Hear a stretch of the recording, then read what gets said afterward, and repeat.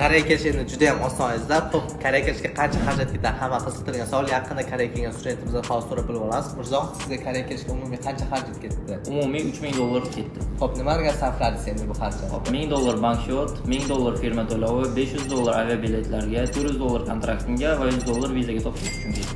Xo'p, kontrakt juda ham arzon to'labdi, $400. Sir bo'lmasa qanaqadir imtihon suhbat bo'ldimi grant yutishingizga? Yo'q, hech qanaqa suhbat bo'lgani yo'q.